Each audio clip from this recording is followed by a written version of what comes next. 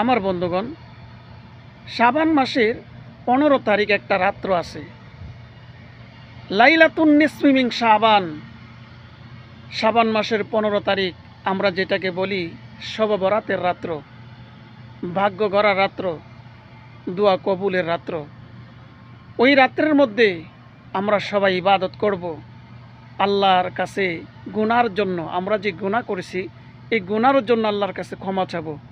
আল্লাহ বলছে কি, বান্দা যখন আমার কাছে ক্ষমা চাবে আমি আল্লাহ মাফ করে দেব। এই রাত্রের মধ্যে আল্লাহর রহমত যেন আমাদের উপর নাজিল হয়, আমরা যেন এই রাত্রের মধ্যে ইবাদত করতে পারি, ইবাদত করে আল্লাহর সান্নিধ্য লাভ করতে পারি। আল্লাহ যেন আমাদেরকে তৌফিক দান করে এবং রমজান মাসের জন্য আমাদের প্রস্তুতি গ্রহণ করতে হবে। আল্লাহ যেন আমাদেরকে সুস্থ রেখে পবিত্র রমজান মাসের 30টা রোজা যেন আমরা রাখতে পারি।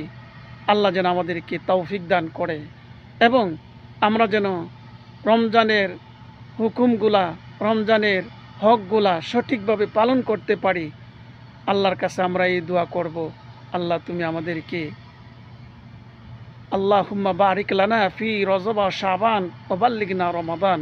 রমজান মাস পর্যন্ত আমাদেরকে হায়াত বাড়ায় দাও। যদিও মৃত্যু দাও, তাহলে রমজান মাসে রোজা রেখে নামাজরত অবস্থায় তুমি আমাদেরকে মৃত্যু দিও।